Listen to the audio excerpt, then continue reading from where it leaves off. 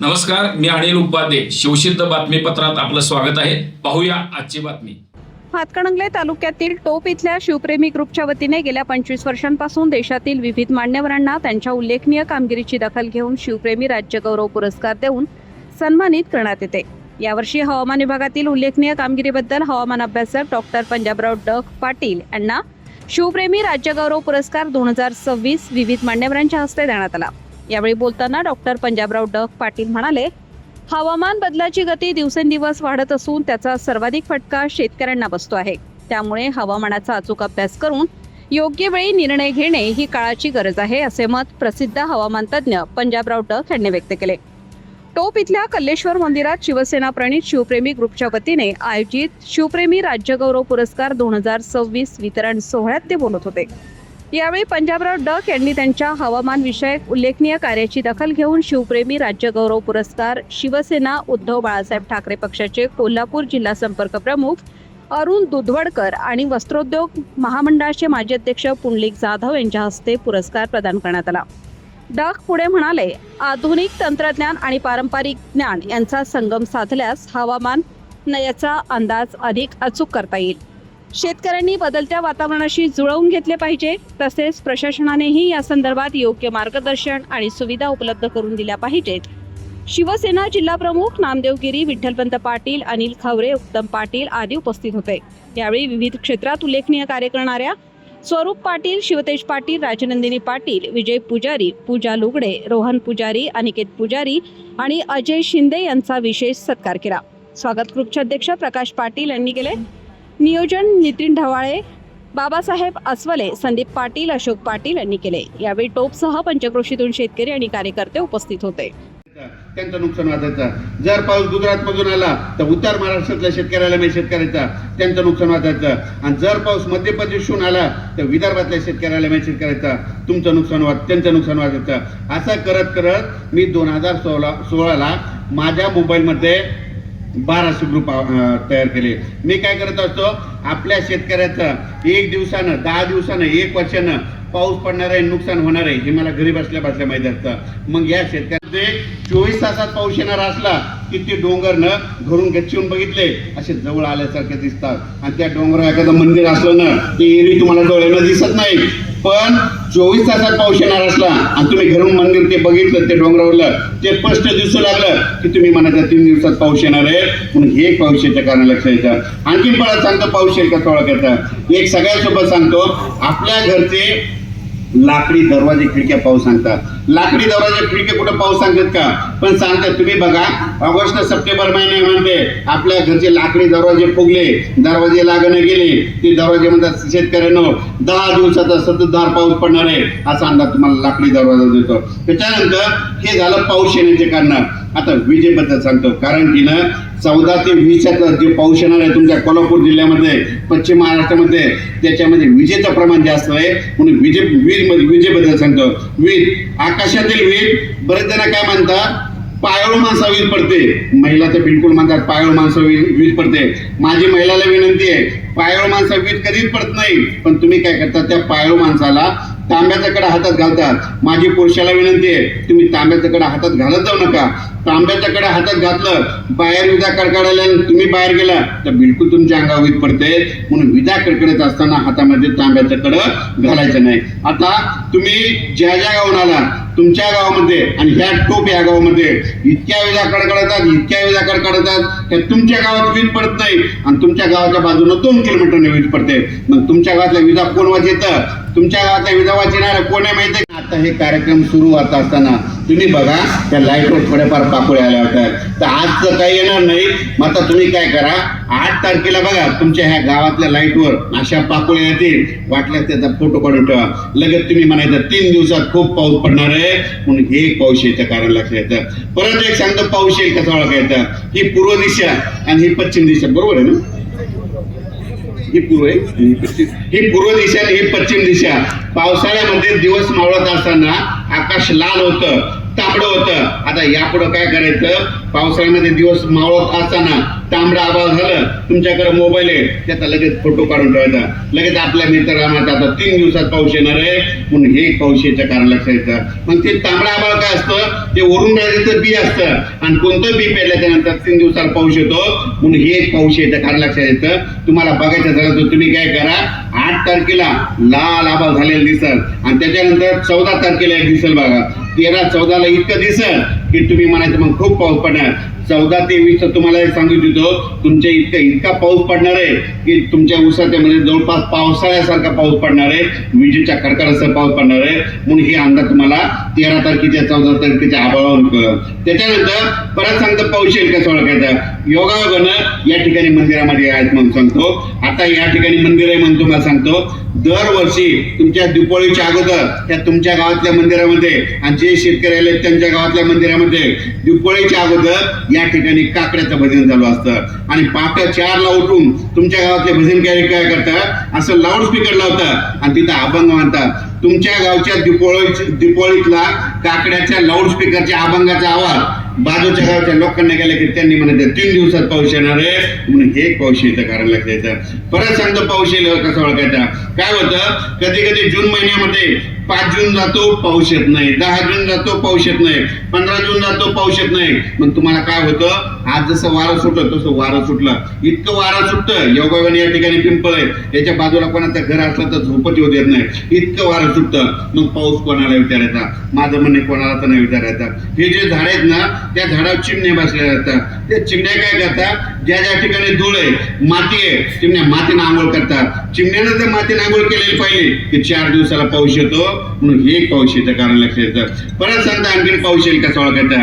योगायोगानं तुम्ही शेती करत असताना दररोज काय होतं, पावसाळ्यामध्ये तुमच्याकडे बैल येतात, जनावर येतात, गायी येतात. तुम्ही काय करतात, पावसाळ्यामध्ये धुऱ्यानं बैल चालत असताना बैल काय करतात, जर 8 दिवसात पाऊस येणार असला तर शेपूट पाठीमागे करतात आणि उधळतात. आमच्या इकडे उधळणे म्हणतात. बैल उधळले की तुम्ही म्हणत 8 दिवसात पाऊस येणार आहे म्हणून हे पाऊस येतं कारण लक्षात येतं. परत सांगतो पाऊस येईल कसं ओळखायचा. निसर्गामध्ये अशा काही गोष्टी आहेत, निसर्गातले प्राणी पक्षी देखील पाऊस सांगतात. तुम्हाला एक सांगू इच्छितो, तुम्ही काय करा, जूनच्या पहिल्या आठवड्यात निरीक्षण तिथं संपून टाकता.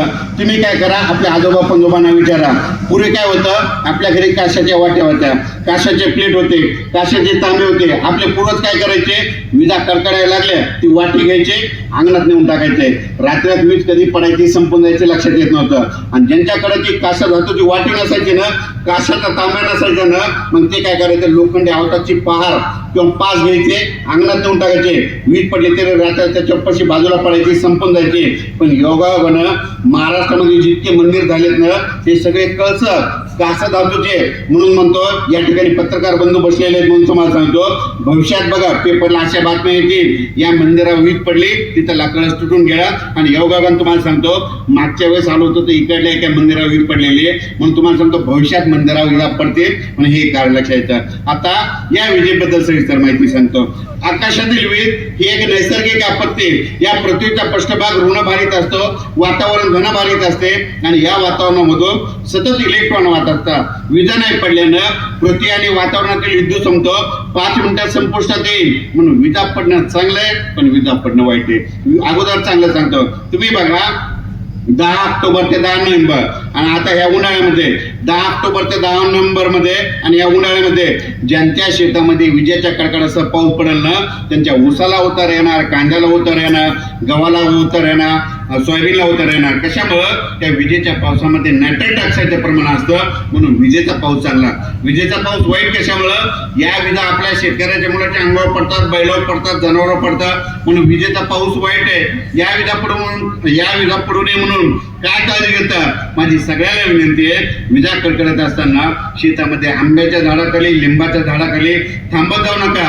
झाडावर जवळपास 16% विजा पडतात. झाडावर वीज कशामुळे पडते, झाडाची मुळी जमिनीमध्ये पाण्यापर्यंत गेलेली असते. वीज काय करते, आर्थिंगला शोधते, पाण्याला शोधते. म्हणून विजा कडकडत असताना झाडाखाली थांबायचं नाही. विजा कडकडत असताना नारळाच्या झाडाच्या खाली उभं राहू नका, नारळाच्या झाडावर देखील वीज पडते. म्हणून हे एक कारण लक्षात येतं. विजा कडकडत असताना तुमच्या घराच्या बाजूला लोखंडी विद्युत पोल असेल, त्याला हात लावून उभं राहू नका, लोखंडी विद्युत पोलवर देखील वीज पडते. विजा कडकडत असताना तुमच्या घराच्या बाजूला मोबाईल टावर असेल, त्याच्या बाजूला हात लावून उभं राहू नका, मोबाईल टावरवर देखील वीज पडते. पण तिथं चुंबकीय पट्टी बसल्यामुळं ती वीज नुसती वाजणार आणि जमिनीमध्ये जाणार. म्हणून हे एक लक्षात येतं. विजा कडकडत असताना तुमच्या गावातल्या पाण्याच्या टाकीखाली उभं राहू नका, पाण्याच्या टाकीवर देखील वीज पडते. मग पाण्याच्या टाकीवर कशामुळे पडते, त्याच्यामध्ये पाणी असताना वीज काय करते, पाण्याला शोधते. म्हणून विजा कडकडत असताना पाण्याच्या टाकीखाली थांबायचं नाही. विजा कडकडत असताना तुमच्या शेतामध्ये एखादं तळ असेल, त्या तळ्याच्या बाजूला उभं राहायचं नाही. तळ्यामध्ये जवळपास 28% विजा पडतात. तळ्यामध्ये कशामुळे पडतात, कारण की तळ्यामध्ये पाणी असताना वीज काय करते, पाण्याला शोधते. म्हणून विजा कडकडत असताना वॉटर पार्क मध्ये, स्विमिंग टँक मध्ये पोहोच जाऊ नका, कारण की स्विमिंग टँक मध्ये देखील वीज पडते. म्हणून हे कारण लक्षात येतं. विजा कडकडत असताना उंच डोंगरावर जाऊन उभा राहू नका. जितका उंच डोंगर ना तितका विजा आकर्षल्या जातात. म्हणून हे एक लक्षात येतं. विजा कडकडत असताना तुमच्या झिण्यावर जाऊन उभा राहू नका. उंच ठिकाणी बाजूला वीज पडत असली तर तुमच्याकडे काय होते, तार येऊ शकते. म्हणून हे कारण लक्षात येतं. विजा कडकडत असताना सगळ्यात महत्वाचं, आपल्या मोबाईलचा नेट बंद करत जा. कारण की काय झालं, विदर्भामध्ये शेतकरी मोटरसायकलवर जात होते आणि नेमकं मोबाईल होता, नेट चालू होतं, तर त्यांच्या अंगावर वीज पडलेली घटना आमच्या विदर्भामध्ये घडलेली आहे. म्हणून विजा कडकडत असताना आपल्या मोबाईलचा नेट बंद करत जा. विजा कडकडत असताना योगायोगाने तुम्हाला सांगतो की आपल्याकडे सौर ऊर्जेच्या प्लेट आलेल्या आहेत. बघा काय होईल, आपल्याकडे शेतकरी काय करतात, थोडा पाऊस सुरू झाला की त्या प्लेटच्या खाली जाऊन बसायले. माझी विनंती आहे, त्याच्या खाली बसत जाऊ नका. त्याच्या बाजूला एक विद्युत कंडक्टर लावलेलं आहे. बघा काय होतंय, 5 एकर मध्ये तुमच्या जर वीज पडणार असली तर ते ओढून घेतंय, जमिनीमध्ये नेऊन पोहोचतंय. पण पोहोचत असताना तिथं आवाज होईल आणि तुम्ही खाली बसलेला असता तर तुमचे कान फटकत असताना सांगत होतो की भविष्यामध्ये गारपीट कुठं होणार, तर जिथं जिथं हलकी जमीन आहे तिथे गारपीट होते, जिथं डोंगर आहे त्या डोंगरावर गारपीट होते, जिथं काळीची जमीन आहे, ब्लॅक सॉइल आहे, तिथं गारपीट होणार नाही. म्हणून हे एक लक्षात घ्यायचं. हे सांगितलं गारपिटीबद्दल. या ठिकाणी ऊसाचे शेतकरी येतात, तुम्ही सगळे ऊसाचे शेतकरी आहेत म्हणून तुम्हाला आता जाता जाता शेवटी सांगतो, ऊस किती टन होणार आहे कधीच कोणाला विचारू नका. याच्यावर इतका अभ्यास केला तुम्हाला सांगतो. गेल्या वर्षी तुमचा ऊस जात असताना या वर्षी तुमच्या ऊसाला सरासरी कांडे किती होते, कोणी सांगेल का? सरासरी कांडे ऊसाला जाताना हा तिकडं 25, एक जणांचे 30 आणि तुमच्याला 20. आता ऊस किती टन होणार आहे त्या कारखान्यावाल्याला विचारत नाही, शेजाऱ्याला विचारत नाही, पाणी देणाऱ्याला विचारत नाही. एक सगळ्यात सोपं गणित सांगतो तुम्हाला, कोणता तज्ञ सांगणार नाही. काय करायचं, ऊस जात असताना तुम्ही एकरभर ऊस लावला आणि तुमच्या ऊसाला 1 कांडे लागलं, त्याला 2 न गुणायचे. किती गुणायचं, 2 न. 10 कांडे लागले त्याला 2 न गुणायचे, 15 लागले 2 न गुणायचे, 20 लागले त्याला 2 न गुणायचं. ज्यांच्या कांड्याला ऊसाला 20 कांडे होते ना, मी म्हणतो त्यांना 39 टनाचा उतार आला, बरोबर आहे की नाही? आणि ज्यांच्याला 25 होते ना त्यांना 48 टनाचा उतार आला, 49चा. म्हणून हे लक्षात येतं. आणि ज्यांच्याकडे 35 कांडे असतील तर त्यांना 70 टनाचा उतार आला. हे गणित लक्षात येतं. हे आता यापुढे कोणाला विचारत नाही. तर तुम्हाला सांगा, ऊस शेती करत असताना आमच्या इकडे काय म्हणजे तुम्हाला एक माहिती सांगतो, तुमच्या भागामध्ये 100-150 टन ऊस काढतात अशी आमच्या इकडे चर्चा आहे. पण माझं म्हणणं आहे, तुमच्या इकडे किती उतार येतात सरासरी एकरी? 100 पर्यंत जायचं. पण तुम्हाला सांगतो, ते ऊस आहेत ना, ते 8 साली असतात, 16 महिन्याचे असतात, 18 महिन्याचे असतात. पण ऊस शेती करत असताना एक सोपं सांगतो, माझ्यापेक्षा तुम्ही ऊसामध्ये अग्रेसर आहे, मग तरी पण तुम्हाला एक माहिती सांगतो, 3 फुटावर जर तुम्ही सरीवरून ऊस लावला तर तुमच्या ऊसाला उतार कमी होतो. 4 फुटावर ऊसाची सरी ओढली तर तुमच्या ऊसाचा उतार वाढणार. 4.5 फुटावर सरी केली तर आणखीन वाढणार. 5 फुटावर केली तर आणखीन चांगला वाढणार. पण ऊस शेती करत असताना तुम्हाला एक सांगू इच्छितो, ऊस शेती करत असताना सरी ओढल्याच्या नंतर नांगरट केली, सरी ओढली, सरी ओढल्याच्या नंतर जे बेसल डोस टाकतात ना, मग बेसल डोस मध्ये तुम्हाला एक सांगू इच्छितो, 2 ट्रॅक्टरच्या ट्रॉल्या शेणखत घ्यायचं आणि त्या ऊसाला 2 बॅग 10-20, 2 बॅग पोटे आणि 2 बॅग DAPच्या टाकायच्या, 5 किलो फेरस, 5 किलो गंधक असं टाकल्यानंतर त्या शेतकऱ्याला ऊसाला उतार येतो. असं तुम्ही तर अग्रेसर म्हणून तुम्हाला सगळ्या गोष्टी माहिती म्हणून त्याबद्दल जास्त काही सांगत नाही. आता आपण गव्हाबद्दल एक सांगतो. गहू करतात ना तुम्ही, गहू किती क्विंटल होणार आहे कोणाला विचारत नाही, शेजाऱ्याला नाही, त्या मशीनवाल्याला नाही, त्या हार्वेस्टरवाल्याला नाही. तुम्ही आता यावेळेस गहू काढत होता, तर गहू काढत असताना तुमच्या उंबीमध्ये गहू किती निघत होते कोणी मोजलं का? किती किती 40 का 48? पुन्हा दुसरं कोणाचं? बरं 48 त्यांचं सांगतो बघा. तर गहू किती क्विंटल होणार आहे कोणालाच विचारायचं नाही, शेजाऱ्याला नाही, त्या मशीनवाल्याला. एक सगळ्यात गोष्ट सांगतो, गहू केल्याच्या नंतर ती उंबी चोळायची आणि तुमच्या उंबीमध्ये 3च गहू निघाले तर तुम्ही म्हणायचे 1 क्विंटल गहू होणार. तर त्यांच्या उंबीमध्ये 48 गहू होते. मग त्या 48ला काय करा, 3 बघा. मी म्हणतो 16 16 क्विंटलचा उतार आला असेल, बरोबर आहे की नाही? ही गोष्ट लक्षात येते. 50 गहू आले त्याला 3 बघायचे, 60 आले 3 बघायचं. सोयाबीन करतात का तुम्ही?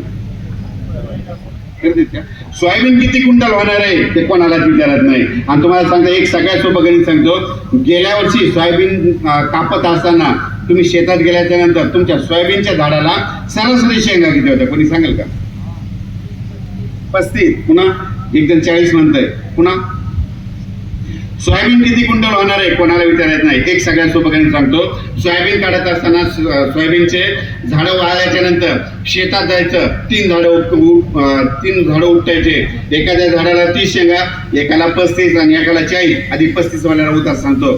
तर मग एखाद्याला 30, एकाला 35 आणि एखाद्याला 40 असल्या ते मधलं पकडायचं सरासरी मध्ये. मग काय करायचं, सोयाबीनच्या झाडाला 6 शेंगा लागल्या की 1 क्विंटल सोयाबीन होते. किती होते? 1. मग ते 35 शेंगा आहेत ना, 35ला 6 ना बघा, 37, 18, 27, 24, आपण तिथे 6, 7, 30. मी म्हणतो 6.5, 7 क्विंटलचाच उतार आला. बरोबर आहे ना? ज्यांच्याला 60 होत्या ना शेंगा त्यांना 10 क्विंटल आला. पण नसाल तुम्ही काय करता माहिती आहे का? शेतात गेल्याच्या नंतर धुऱ्याच्या कडीचं 300 शेंगाचं झाड आणता, मोजा डक साहेब भागा सांगा आम्हाला उतार म्हणतात. तसं नाही करायचं. सरासरी शेंगा मधलं झाड उपटायचे 3 आणि त्याचं सरासरी घेतात. असो. परत तुमच्याकडे दुसरं कोणतं पीक असतं?